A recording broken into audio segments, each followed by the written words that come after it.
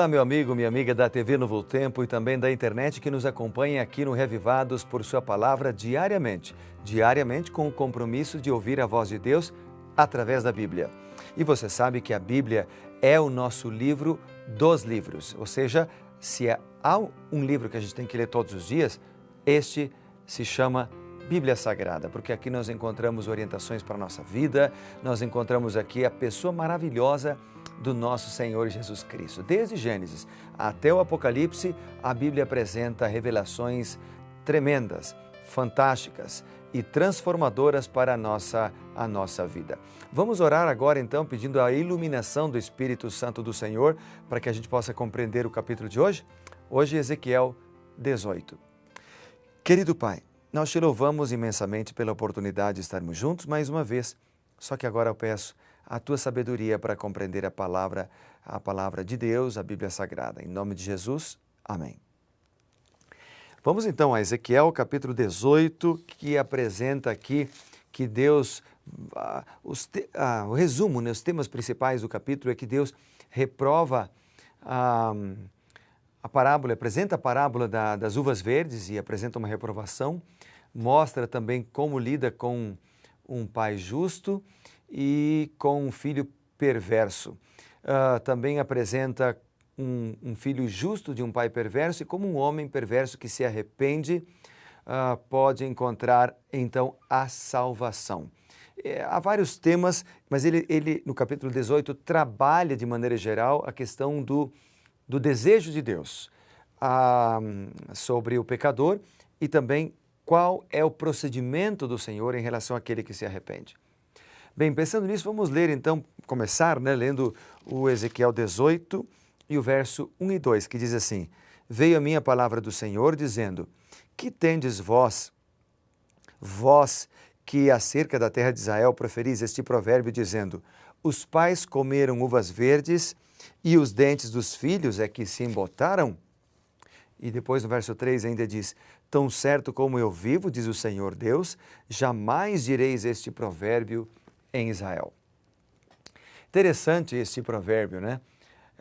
Os pais comeram uvas verdes e os dentes dos filhos é que se embotaram. Sabe que o fato de essa frase ser chamada de provérbio indica que ela era popular. O tempo do verbo hebraico mostra que as palavras eram repetidas com frequência. Então Jeremias se referiu ao mesmo provérbio e o condenou em Jeremias, depois, no capítulo 31, no verso 29 e também no verso 30. Ocorre que as uvas verdes que os pais comeram representavam seus próprios pecados. O fato de os dentes dos filhos se embotarem representava o sofrimento que os judeus achavam que viria sobre eles em consequência do pecado dos pais. Ezequiel 18 começa então com um provérbio que era popular entre os exilados na Babilônia, os pais comem uvas verdes e os dentes dos filhos se embotam. Os exilados acreditavam que o juízo que lhes havia acontecido era devido aos pecados dos seus antepassados, não por causa dos pecados deles na sua época, E eles achavam que não havia nada que pudessem fazer sobre isso. Ou seja, os antepassados pecaram, nós estamos apenas colhendo as consequências. Nós não precisamos mudar nada na nossa vida. Então, eles falharam em reconhecer a sua própria maldade e o papel que haviam desempenhado em trazer um julgamento sobre si mesmos. Assim, eles acabaram acusando Deus, já imaginou? Acusando Deus de ser injusto. Na verdade, todas as vezes que nós pecamos e não nos arrependemos e culpamos alguém por causa do nosso pecado ou da nossa própria ação errada, nós também estamos acusando a Deus. Por exemplo, quando Deus chegou no Jardim do Éden, chamou Adão e disse, Adão, onde você está? O que foi que você fizeste? Adão disse, a culpada, usando as palavras minhas, o culpado não sou eu, a culpada é a mulher que tu me destes. Ela me deu do fruto e eu comi. Em outras palavras, quando Adão falou isso, ele estava dizendo o seguinte, Senhor, tu és o culpado. Por quê? Porque o Senhor criou a mulher e a mulher me deu a fruta. Quando Deus pergunta à mulher, mulher, onde estás? O que foi que fizeste? A mulher diz, a culpada é a serpente. O problema foi ela, porque ela me enganou. Em outras palavras, a mulher Eva estava dizendo, o culpado é o Senhor, porque o Senhor criou a serpente. Então, quando nós não nos arrependemos, quando nós não reconhecemos as nossas próprias ações equivocadas, as nossas decisões erradas, e culpamos alguém, ou uma situação, ou um objeto, ou uma circunstância, na verdade nós estamos acusando a Deus de maneira indireta. Deus pode nos livrar, Deus é capaz de livrar, mas se eu digo é impossível vencer por causa dele, ou disto, ou daquilo, nós estamos dizendo que Deus também é impossível, não é forte o suficiente, não tem força suficiente para nos dar a vitória. Esse conceito errôneo originou-se da má interpretação de passagens bíblicas, como o Êxodo 20, verso 5, 34, 7, Deuteronômio 5, 9 a 10, que falam que Deus castiga a iniquidade de uma geração até a terceira e quarta geração dos seus descendentes. O restante do capítulo, ele refuta esse provérbio, demonstrando que o princípio bíblico básico é que aquele que pecar é que morrerá. Então, o capítulo 18, ele vem abordando isso de maneira assim, bem detalhada. Embora seja verdade que gerações seguintes a nós, muitas vezes, sofrem as consequências dos pecados da geração passada, ou da nossa geração, né? A culpa dos seus antepassados não é transferida para os seus descendentes.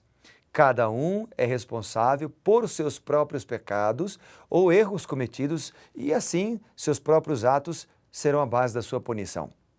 Só para tornar claro que cada um é responsável por suas próprias escolhas e que ninguém é punido pelos pecados dos outros, Ezequiel usa uma ilustração de 3 gerações.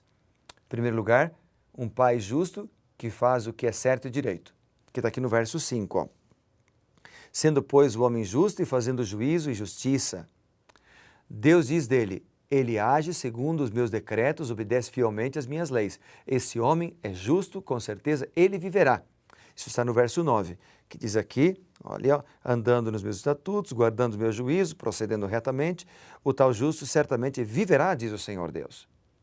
Em segundo lugar, seu filho ímpio, por exemplo, ladrão, derramador de sangue, este não viverá. O seu sangue será sobre ele, especificamente. Isso está, então, nos versos 10 a 13. E, em terceiro lugar, o neto justo, que vê todos os pecados que seu pai comete, e embora os veja, não os comete, ele não morrerá por causa da iniquidade do seu pai. Certamente, diz aqui, viverá. Versículo 14, por exemplo, diz assim, eis que, se ele gerar um filho que veja todos os pecados que seu pai fez, e vendo-os não cometer coisas semelhantes, não comer carne sacrificada e tal, e tal, e tal, daí diz, não oprimir ninguém, não tiver penhor, não roubar, e vem apresentando vários itens aqui, aí diz, ele certamente viverá, ou seja, o neto que fizer a coisa certa, ele não morrerá por causa dos pecados, não será condenado, em outras palavras, por causa dos pecados do seu pai, ou, no caso, do seu avô. Cada um dará conta de si mesmo a Deus. Deus é acusado de ser injusto pelos exilados. Verso 25, verso 29 aqui, por exemplo, fala disso, quando diz, o caminho do Senhor não é direito. Ouvi agora, ó casa de Israel, não é o meu caminho direito? Não são os vossos caminhos tortuosos? Então, Deus é acusado de ser injusto, mas a sua justiça é evidente em julgar cada pessoa de acordo com as escolhas que cada um fez. Se um homem perverso se converter do seu mau caminho, ele diz aqui, fizer o que é certo, ele viverá. Mas se um homem justo voluntariamente se afasta da justiça e faz o que é mal, ele morrerá. Ele morrerá. Então eu quero destacar aqui de maneira assim bem clara 2 versos que nesse capítulo aqui para mim são cruciais. São o cerne, o centro do capítulo. O verso 23, por exemplo, onde ele diz assim, acaso tenho eu prazer na morte do perverso? Refutando todo esse tema que eu mencionei, ele diz, tenho eu prazer na morte do perverso? Diz o Senhor. Não tenho prazer. Não desejo eu a morte do perverso. Antes, o meu desejo é que ele se converta dos seus caminhos e viva. Então, o desejo de Deus é que o ser humano se converta. E depois, essa ideia, né, ela é repetida no verso 32, que é o último verso do capítulo, é como se o capítulo então terminasse com chave de ouro. Ele diz: porque não tenho prazer na morte de ninguém, diz o Senhor Deus. Portanto, convertei-vos e vivei. Esse é o apelo de Deus. Convertei-vos e vivei. À luz de tudo isso, Deus pede ao seu povo, então, que reconheça seus caminhos injustos e se afaste dos seus caminhos injustos, porque Ele não tem prazer na morte do perverso. Mas Ele deseja o seu arrependimento, para que ele se converta, para que ele viva. O urgente para Deus é o arrependimento dos pecadores. Isso é urgente. E sabe, aqueles que atendem o apelo do Senhor para se arrependerem, né? Aqueles que atenderem, é prometido então uma promessa, um coração novo e um espírito novo. E isso se chama graça. Graça é um favor imerecido, presente de Deus. É por isso que Jesus veio ao mundo, veio para salvar, veio para buscar o que estava perdido. Ele veio para perdoar os nossos pecados, veio para ensinar-nos a perdoar, veio derramar sua graça abundante sobre todos nós. Jesus é o nosso Deus, Jesus é o nosso amigo, Jesus é o nosso Salvador. E Ele é o mesmo ontem. Jesus é o Deus de Ezequiel 18, Jesus é o Deus do Novo Testamento e Jesus é o Deus de nossos dias. O mesmo Deus, o mesmo Senhor, o mesmo Salvador. Vamos orar agradecendo tão grande amor, tão grande graça, tão grande misericórdia? Querido Pai, louvado seja o Teu nome pela misericórdia, pelo amor, pela paz, pela justiça, demonstrada a cada um de nós, desde o Antigo Testamento, no Novo Testamento, na cruz do Calvário, quando o Senhor morreu para salvar a cada um de nós, e na sua segunda vinda, quando o Senhor voltará para nos buscar. Louvado seja Teu nome, aceita a nossa vida, perdoa os nossos pecados, limpa-nos com Teu sangue purificador e faz de cada um de nós uma nova criatura pelo Teu poder. Em Teu nome oramos. Amém. Que Deus te abençoe, que Deus te guarde. Lembre-se, seja reavivado por sua palavra.